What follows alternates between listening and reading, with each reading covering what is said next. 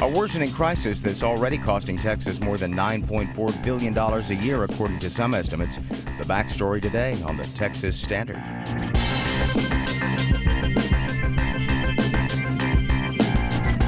Texas Standard is a production of KUT Austin, KERA North Texas, Houston Public Media, and Texas Public Radio in San Antonio. I'm David Brown. How rising child care costs and shrinking funds to help families is costing the state dearly, and why some fear a change at the federal level could make things worse. Other stories we're tracking: Democratic Senate candidate James Talarico is flooding the airwaves with ads, meanwhile striking silence from his Republican challenger. Is Ken Paxton just keeping his powder dry in the weeks before elections? Or is this a harbinger of a political seat change coming to Texas? Those stories, a surprise in virtual learning, and more today on the Texas Standard. No matter where you are, it's Texas Standard Time on this 21st day of August, 2026. Happy Friday. I'm David Brown. Great to have you with us. You know, there are some problems that announce themselves as crises, and there are others that quietly become one while most of us are looking elsewhere. Consider childcare in Texas.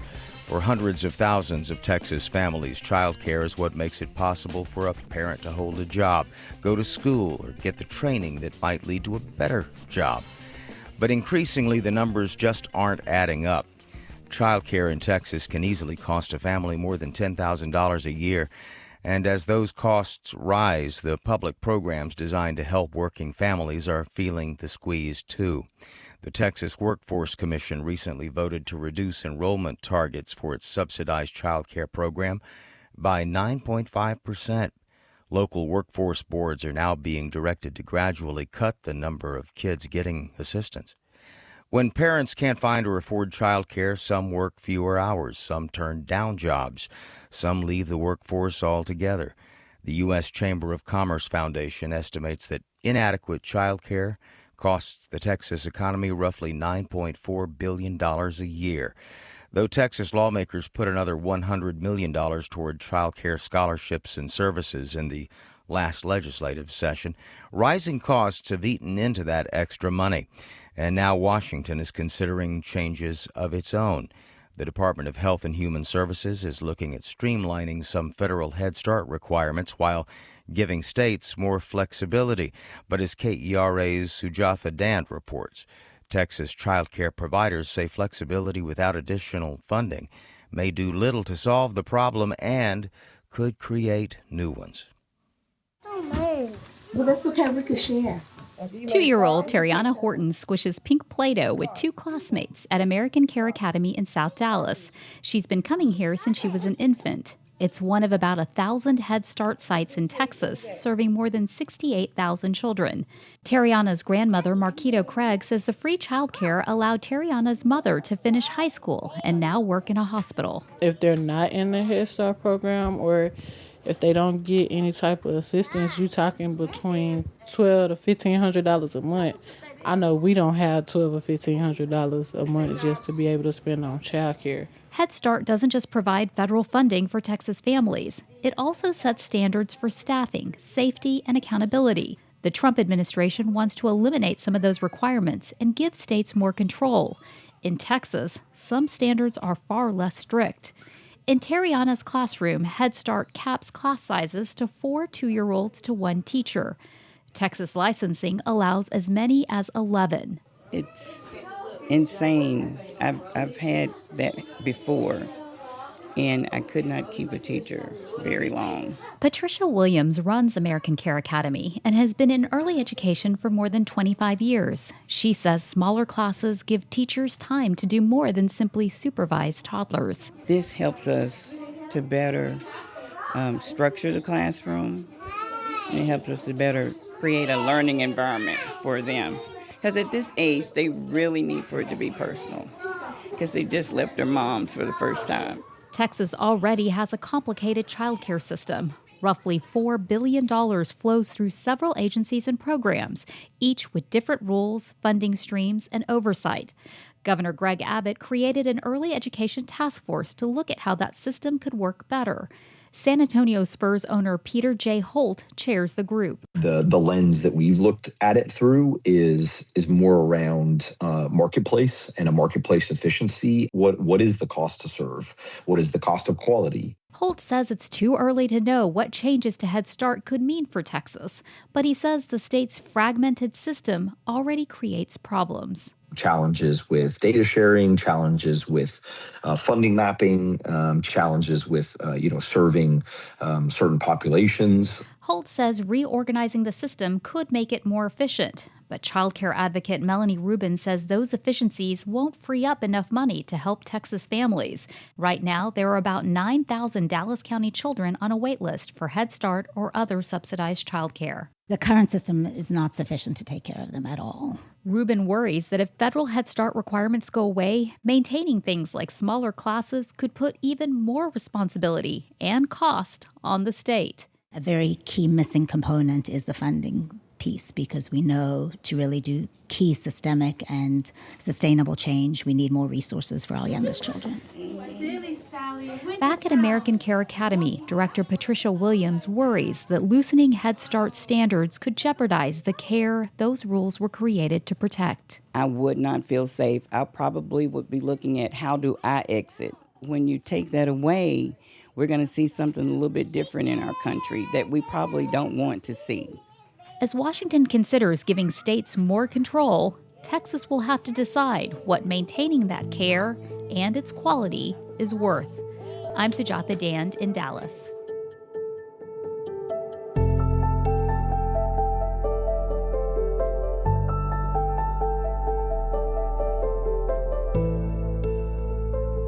When migrants who are deaf interact with immigration enforcement officials, they're supposed to have access to a sign language interpreter so they can understand proceedings and questions. But new reporting from Mother Jones has found that some of the more than 100 deaf immigrants who've been deported from the U.S. in 2026 have had no interpreters, or that the service was inadequate to their needs. Julia Metro reported this story for Mother Jones. Julia, welcome to the Texas Standard.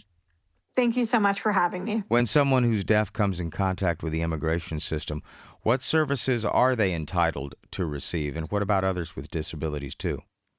Yeah, of course. So under Section 504 of the Rehabilitation Act, any place that receives federal funding is supposed to accommodate the needs of disabled people, and that includes deaf people. And ICE detention centers and courts where immigration proceedings happen, they both receive federal funding. So deaf people under this law are supposed to have access to sign language interpreters when they request them.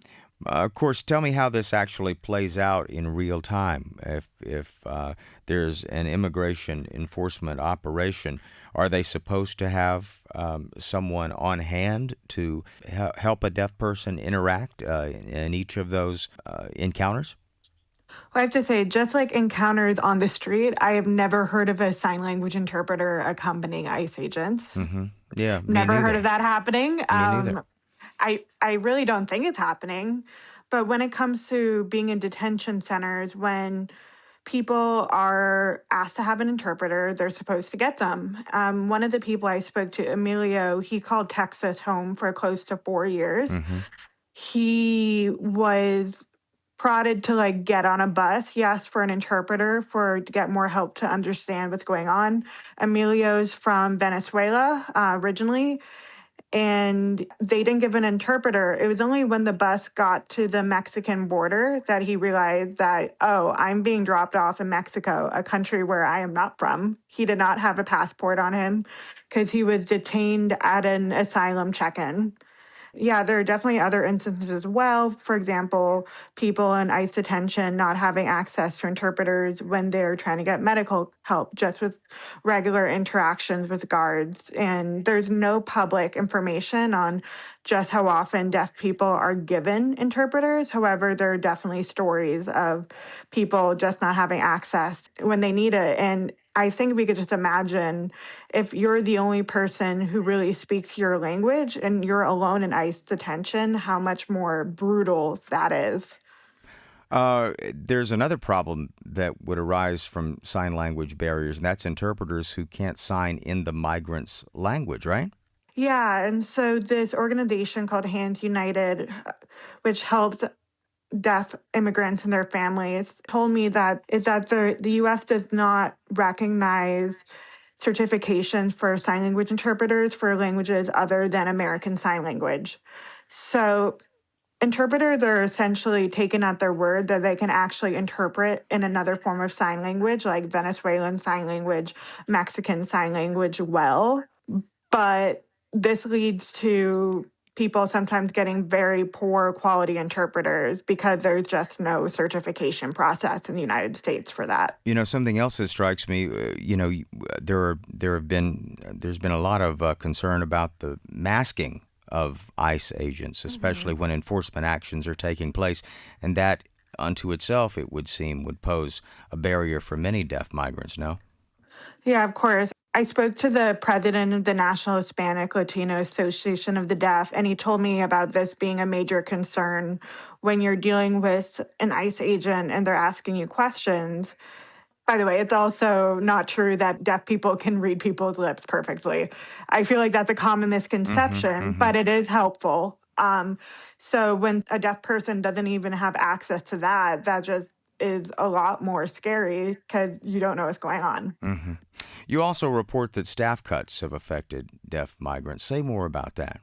So there's something called the Office of Civil Rights and Civil Liberties. And when there's a complaint that Section 504 that I previously mentioned is not being followed, you're supposed to be able to file a complaint there. So there used to be around 150 staff members in this office under the Department of Homeland Security, and all but 2 were laid off last year. And so this office is basically not operating. But and so this happening at a time when ICE, as I understand it, has been staffing up. Yeah, absolutely. And they basically completely just gutted the enforcement that's supposed to look over whether or not people's disability accommodation they're being followed. What comes next here, Julia? Are you seeing any momentum or movement on this issue? I think there's a problem faced when there's a minority of people that face an issue. It's hard to necessarily get a large movement around something. There are not a lot of disability and deaf organizations that are doing work specifically focusing on helping deaf people in the immigration system. Hands United is a far minority of groups. So that's definitely a challenge. There's not one clear way forward, but people are definitely trying. There are definitely lawsuits happening. And yeah. It's a developing story, as they say, huh? Yeah, it's a developing story. I would say there's not necessarily a clear end in sight to any of this, just because it's definitely part of the deportation machine, and just like there's not an end in sight for that either. Julia Matreau has reported this story for Mother Jones, and we're going to have a link to her reporting at texasstandard.org. Julia, thanks so much for taking time to talk with us. Thank you so much for having me.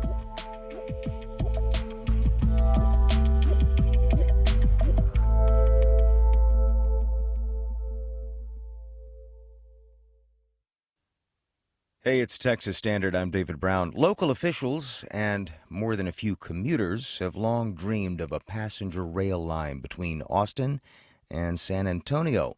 That vision is being revived, but this time imagining 2 very different paths forward, as Nathan Bernier of KUT Austin reports.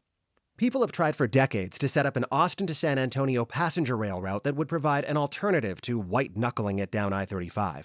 Now Travis County is out with a study that looks at carving a brand new commuter rail line from Austin-Bergstrom International Airport along SH-130 and I-10 to reach San Antonio. But it would cost an estimated $13 billion.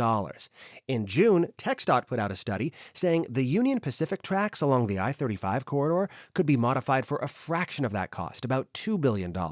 And it would allow for up to 8 round trips a day between Austin and San Antonio. But a spokesperson for Union Pacific, which did not take part in that study, says they're already running too much freight on the tracks to allow for more passenger trains. I'm Nathan Bernier in Austin.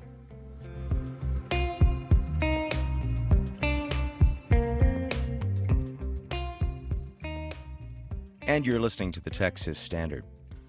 As the Trump administration moves forward with a border wall in the Big Bend region, a local archaeologist says early construction has already damaged an historic site tied to a grim chapter in Texas history. In 1918, 15 Hispanic men and boys from a village along the Rio Grande were murdered by Texas Rangers, soldiers, and local ranchers, an event now known as the Porvenir Massacre. Descendants say the damage threatens to further erase a history they worked hard to bring to light. Marfa Public Radio's Zoe Curlin reports. Off a rugged dirt road near the U.S.-Mexico border, spindly ocotillo stems burst from the ground, vivid green against the vast sandy desert stretching towards the Sierra Vieja mountains. Archaeologist David Keller sidesteps cacti and thorny brush. So you see the rock bluff over there. You see where the flowers are. He points out a small bouquet of plastic sunflowers, a memorial to the tragedy that took place right here more than 100 years ago. That was the rock bluff that they lined him up against and killed him, shot him. About a decade ago, Keller led an archaeological dig at the Porvenir Massacre site, camping out with a small crew, sifting through the sediment, taking care not to disturb anything. The desert climate here has kept the site remarkably well preserved through time. By studying bullet fragments and cartridge casings, Keller and his team uncovered new details about the massacre that implicated the U.S. military in the killings. The site has remained virtually untouched for decades, until now. We're basically in the site right now, and there's a huge bladed scar running right through it. What Keller calls a scar is a new road for the border wall being built by Barnard Construction. The firm awarded nearly $2 billion to build a lengthy stretch of the wall. Keller calls the damage a, quote, slap in the face. It's a loss of an irreplaceable cultural resource, a place in the landscape that's important to descendant communities. It's just so disrespectful. You can't put this back together. U.S. Customs and Border Protection did not answer questions about the construction's impact on the Porvenir site, but in a statement, the agency said it sought input from the public on the border wall's potential impacts to the environment and culture. Local officials worry the damage is just beginning. Incoming Presidio County Commissioner Susan Hayes has been tracking the wall closely and talking with landowners in the project's path. She says the wall could wipe out the entire Porvenir site. That's going to push them up against the bluff where the massacre took place and where there's absolutely probably still artifacts buried in the sand and has not been completely excavated and documented. Descendants of the massacre victims have worked for years to educate people about this often undertold piece of border history. Now, they say, the destruction of the site is a step backwards. Arlinda Valencia is the great-granddaughter of Longino Flores, one of the men killed in the massacre. For more than a century, nobody knew about it. Now that we have found it and we're actually doing some research on it, they're coming and bulldozing over it. To me, that's heartless. It wasn't until 2006, at her father's funeral, that Valencia learned the true story of what happened during the massacre.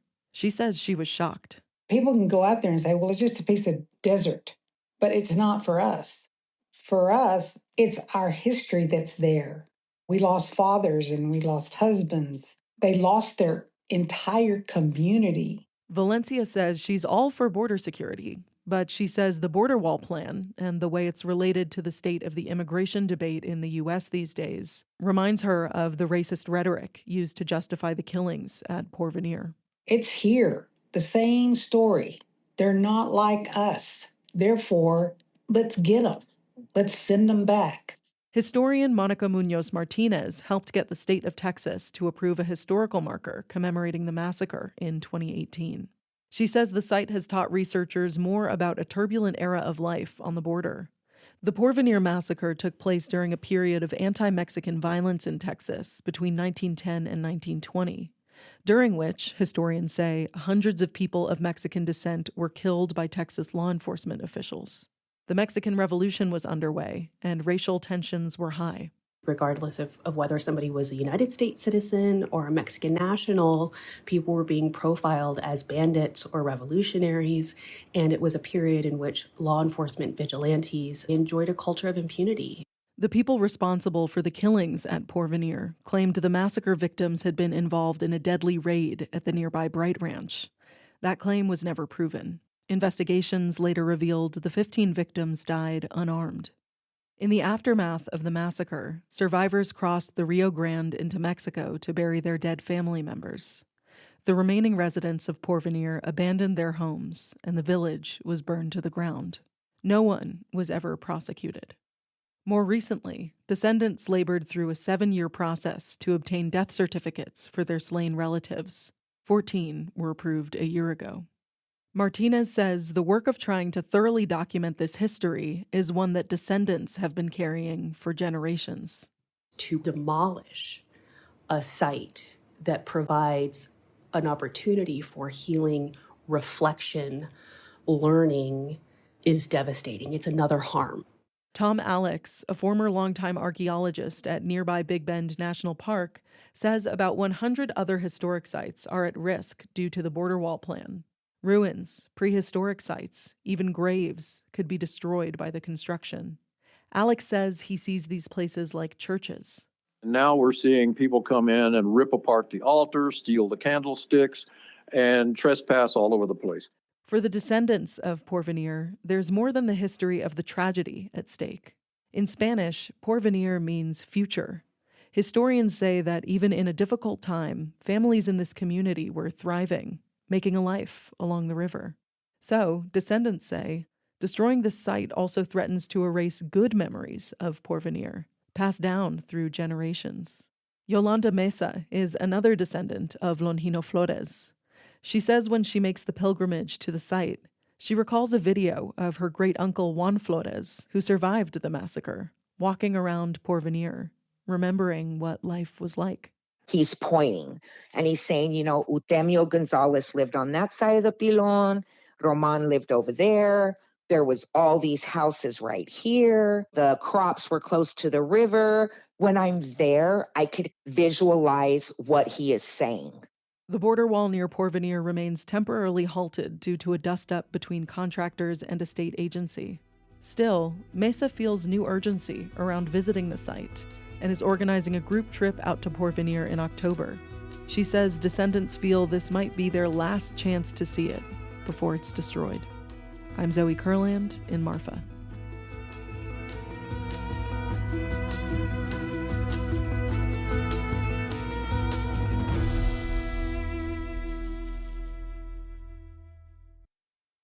Live from the Texas Newsroom, I'm Shelby Rose. Some residents in South Texas are taking the federal government to court over border wall construction.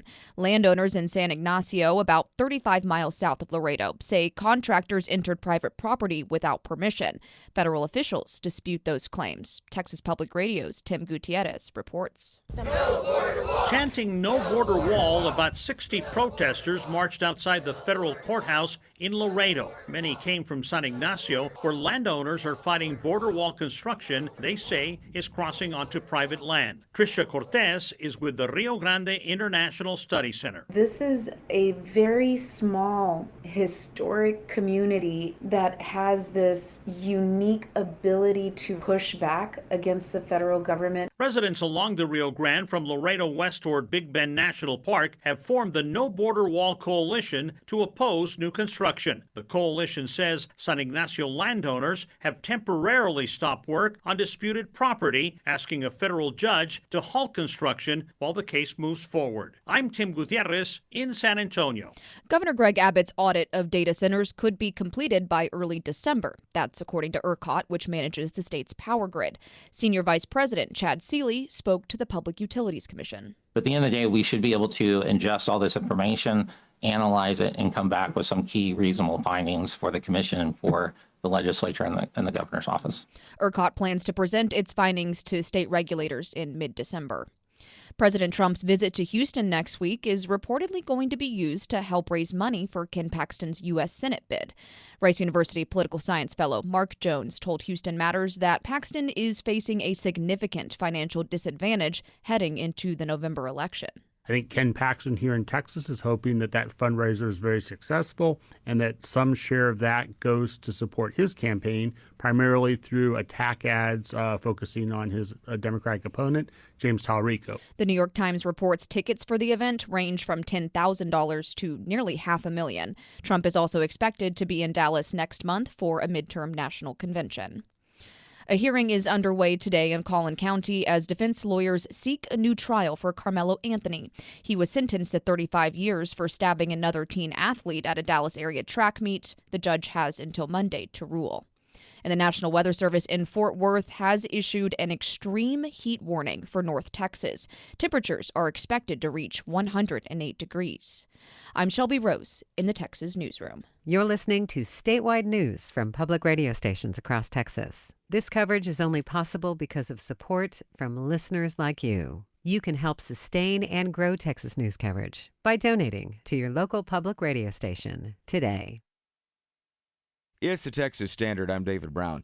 Unless you're really into evolutionary biology, you might be forgiven for not knowing that clownfish change sex from male to female, or that bonobos are matriarchal. Not typically the stuff of standard high school biology class. In fact, there are more than 1,500 animal species that change sex, engage in same-sex behavior, and otherwise defy the way many folks think about biodiversity, particularly in the animal kingdom. And this is the focus of a new thought-provoking documentary set for a screening this month at the Paramount Theater in Austin. Drew Denny is a Texas native and the director of the film Second Nature. Drew, welcome to the Texas Standard.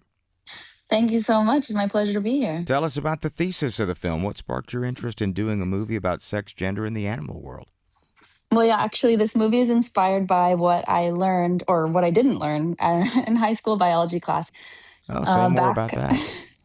Well, back then, our teacher let us know that if any of us were offended by the theory of evolution, we were welcome to step out of the class and we wouldn't be tested on the material. As you can imagine, that was pretty heartbreaking and led to quite a lot of strife and struggle for me, at least as a teen girl growing up in Texas. So did you have it in your thought that at some point you would direct a film that would challenge some stereotypical thinking about this stuff? Well, I knew I wanted to be a filmmaker, but I didn't yet know that what I was being taught was not true. You know, as a kid, we believe a lot of what the adults tell us in our lives. And as someone who got bullied, I think that sadly, we often believe our bullies because they're powerful. And, you know, it's so shameful to be bullied like that. So it wasn't until I grew up and I read a book called Evolution's Rainbow and did a lot of research, as documentarians got to do, learned about those 1,500 species that you mentioned earlier. And for the first time in my life, I felt in my body like, oh, I belong here on Earth just like anybody else.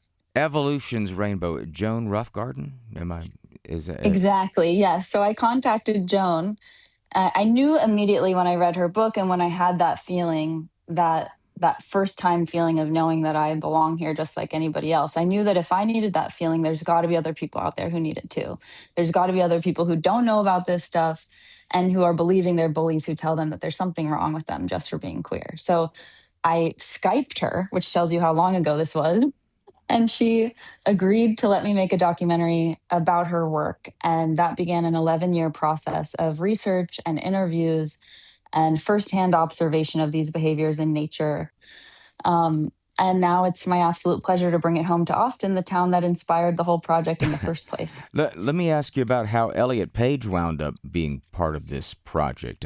Elliot is serving as executive producer, but more notably, perhaps to viewers, narrator, too. Absolutely. Elliot Page is our narrator and our executive producer, and he is the absolute best collaborator you could ever hope for. He came on board when the film was about a couple years from being done. Mm-hmm. We showed him about a 50-minute version of it, and I knew that I would need a narrator because there's a lot of different behaviors, a lot of different species. It's a very comprehensive film, so I needed someone to connect all the dots. And when Elliot watched it, he says that he just loved it. He loved how funny it is. It made him laugh. He loved how affirming it felt to watch. And in his words, he said this in interviews before, so you can watch clips of him saying it. He felt, quote, silly for not knowing this stuff already. And so he was really excited to jump on board and to basically, he wouldn't say this, but I will say it a million times. He's the only reason anyone will ever find out about this movie. He's so generous with his platform. Let me ask you about that. Well, you've had some screenings earlier, I think, South by Southwest. What was the reception like? Now, we played at South by Southwest in the educational section, so the reception was fantastic. We had a 9 a.m. screening, and I was so afraid that no one would come. Mm-hmm. That's like a filmmaker problem in general. You always think Right. that the theater is going to be empty, but especially at 9 a.m., I was like, nobody's coming to this. And it was full. It was packed full. People stayed after. They had the best questions. We had a lot of young people in our audience. And we get feedback from viewers every day who say, we've had teenagers who write us and say that the film saved their life, that for the first time they feel unashamed and natural, and that they belong here on Earth. And we also get feedback from parents who say the film helped them accept their child that they were struggling to understand. So, there's a big heart behind this mission, and Elliot believes in that, and he has such a big heart, and he's so generous. It's been just such an honor touring the film with him and getting to hear him talk about it and champion it. We're going to have more on this film over at texasstandard.org. It's set for a screening later this month at Paramount in Austin. Drew Denny is a Texas native and the director of Second Nature. Thanks so much, and again, congratulations. Thank you. Well, after COVID lockdowns, you'd think families and students would have had enough of classes online. Not so, not in Texas. More than 60,000 young Texans now choose to attend school full-time online, and that number's growing. What's behind a massive surge in online education as the Texas Standard continues? Coming up on 39 minutes past the hour.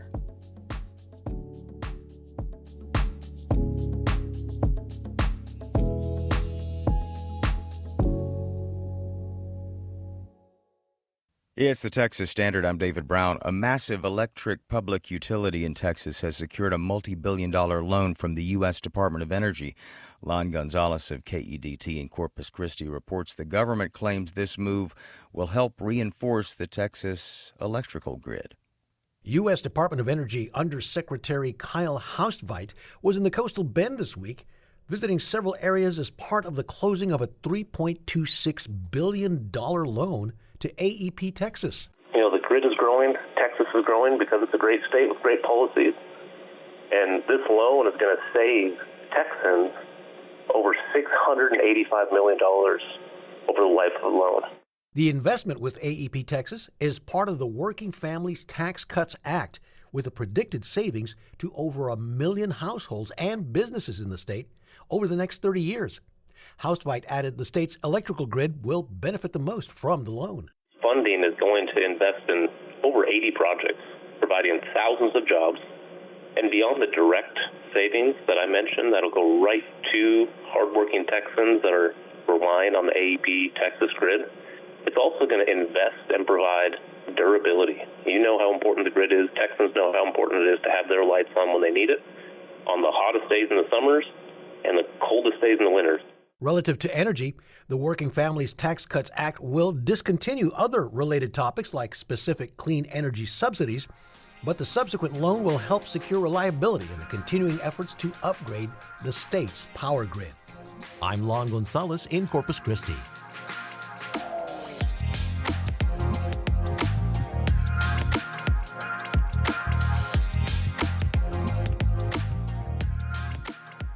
The new school year started this week for many Texas kids. For most students, that means going back to their classroom every day. But a growing number of kids don't have to actually go anywhere to go to school because they've signed up to learn online.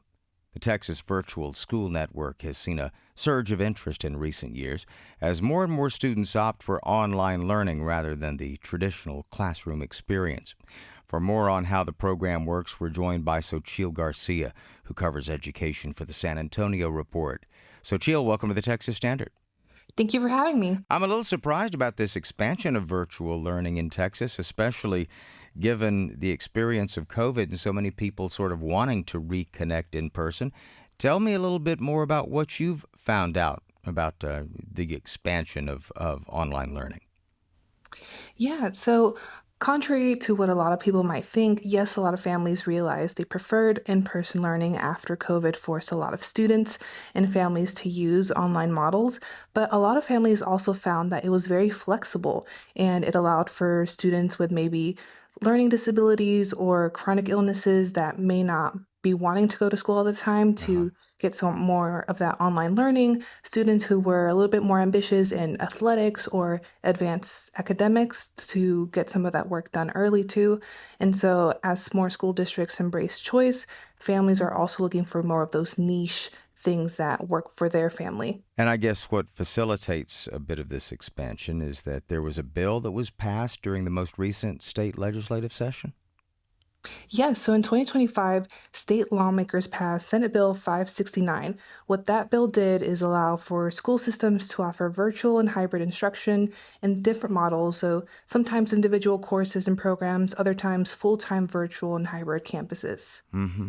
Well, some of these online programs, I guess, are operated by existing school districts. Others are online only. What about where students can actually sign up? Are there restrictions? Yes, so for the public models, what the online learning companies do is they'll partner with school districts who want to offer a virtual or hybrid campus, but not everyone can just automatically enroll. Schools really want to make sure that these are students who can do the self-paced learning, Mm-hmm. who are actually benefiting for the virtual model. So most of the time, students have to apply. Tell me a little bit more about this virtual school network. What is that exactly? Is it an organization within the Texas Education Agency or what? So the virtual school network is something that's been around for years, since before even COVID and 2020 pandemic forced students to do online learning. It's something that was used for students who might move around a lot, like military students. It was just for students who needed some of that flexibility. I see, I see. So I guess I'm trying to get a sense of just how coordinated these online programs are. For instance, if I'm a parent and I'm thinking about the possibility of online education for my own kid, can I just go it alone? Do I need to coordinate this with a local public school? Who pays for it? All that sort of thing. It really depends on what a family is looking for. Virtual schools really started way back in 2000, but mostly through private providers for families who wanted to and could afford to pay a tuition. It just depends, again, what a family is looking for. Now that the virtual models are open for public schools, families would have to research whether their local school district has something like that or if they could apply to another school in another school district. Why might a Texas school district be interested in or incentivized to set up an online option? I begin to think immediately of whether or not, funds for a district, since they're often determined by attendance, whether this might have some kind of impact on a particular district's funding, perhaps. That's a really good point. So, traditional school districts in Texas are really starting to embrace more school choice, looking at different options that they can offer families. And the way that the bill SB 569 lays it out is that once school districts open these virtual or hybrid campuses, they are funded very similar to how their traditional brick and mortar campuses are funded. So not only are they getting more of that money like they are with their full-time in-person students, but they might also be regaining some students that they lost in the past to either other virtual options or other competitors like charter schools, private schools in the area. And these districts want that because that school funding is based on attendance and enrollment. Yeah, but of course, one of the arguments against having a young person in online school, you don't have a campus where you can participate in sports or extracurricular activities. Has that aspect of the downside of online education been looked at much? I will say I have not looked much at it because a lot of the models for public schools particularly are newer. But for example, at Northside ISD, which is here in the San Antonio region that just launched their program for the 2026-27 school year, it says that students enrolled in public online models can participate in UIL activities like sports, band, at their home campus of residence. So whatever campus they would be traditionally zoned to if they were going in person, they can go there.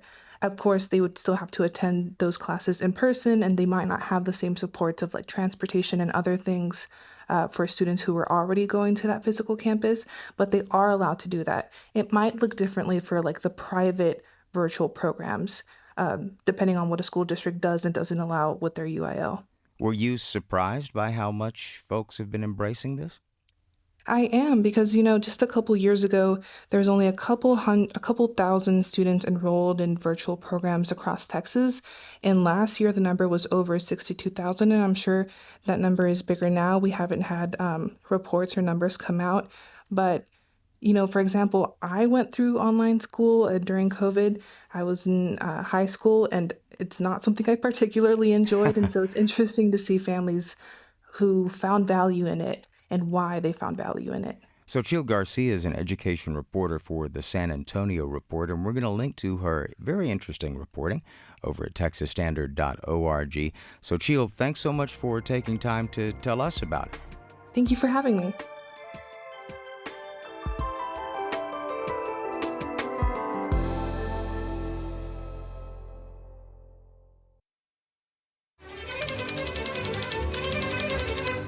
I'm Sean Petrie. I'm with the Typewriter Rodeo. In the Typewriter Rodeo, we make up poems on the spot on whatever topic people want. College, for a listener going off to college. It is like being in the train station, but having no schedule, no timetable. Not even sure where the next one is heading. And as it slides to a stop, doors opening, all it says is college. And there's a hesitation. Is this really the right step? Doors closing. And you lean toward that fear and leap on. As the doors slide closed and you slide away from all you have known. But this is not like any other train. As you slowly get up from your seat and make your way to the empty conductor's booth and take hold of the wheel. For the Texas Standard, I'm Sean Petrie with the Typewriter Rodeo. You can catch the Typewriter Rodeo every Friday here on the Standard and on our Instagram page. Got a suggestion for a custom poem of your own? Send it on over. You just might hear it on the radio. Time now for a look at the week that was in Texas politics. Jasper Scherer is politics editor for the Texas Tribune. Jasper, welcome back. Thanks for having me. Love this headline, top of the page, texastribune.org. So visual, so much packed in here. Talarico floods Texas airwaves in U.S. Senate race as Paxton GOP stay quiet. Talking about the much-watched U.S. Senate race for the seat held by Republican John Cornyn right now. Democrat James Talarico spending big on TV ads. Why not much at all from his Republican challenger, Texas Attorney General Ken Paxton? Why such a big disparity?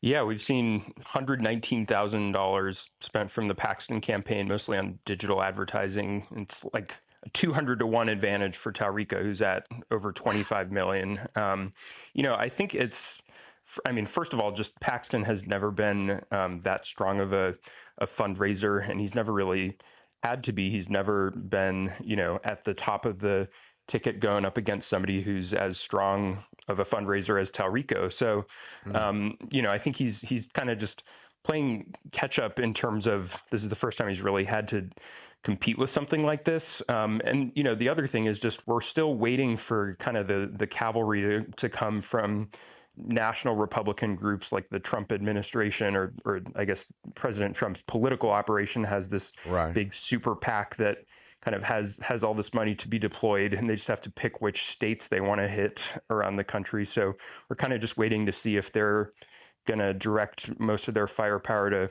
rescuing Paxton versus, targeting these other battleground Senate states. But it seems like the stakes in this race are especially huge because if Democrats win, this would be their first victory in a statewide political office in Texas in 3 decades, I believe. And no doubt this would be read as a seismic shift in Texas politics and GOP politics at the national level. Really, it could shake up the balance of power on Capitol Hill. And, you think with so much riding on this for Republicans, You sensing any anxiety on the GOP side because of just how quiet Paxton is, or you think they're sort of thinking we're keeping our powder dry until September or October? I think it's actually a little bit of both. I think there is anxiety. I mean, it really can't be overstated how unprecedented this situation is, with the poll after poll showing Talarico either marginally ahead or I guess virtually tied. I mean, even when Beto O'Rourke was waging that, basically the closest the Democrats have gotten in a generation back in 2018, none of the polls had him within striking distance at so consistently, at least. So there's that. I think also, though, to the point about Republicans keeping their powder dry, there is still plenty of time for Republicans to come in and flood the airwaves themselves. Historically speaking, September has been the month where, the spending will really get unleashed by both sides. So I think yes, Republicans are starting to get a little antsy, but at the same time, there's still 8-9 weeks to go until the election. This story and a whole lot more over at TexasTribune.org. That's where Jasper Scherer is politics editor. Jasper, thanks so much. Have a great weekend. Thanks, David. You too. And you are listening to the Texas Standard.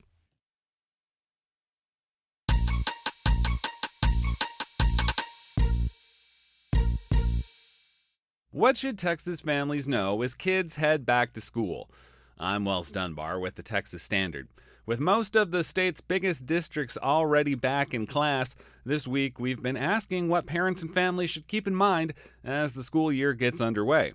For longtime Texas educator George Meave, it starts with the questions parents ask about schools. This time of year, parents start asking the same question: which school is the best one? After decades in Texas classrooms, I've learned that's usually the wrong first question. Instead, Meave says parents should look closely at how a school actually operates, including what happens when a student gets in trouble. Start with discipline, not test scores. Is it restorative, where a kid learns to repair harm and comes back into the classroom?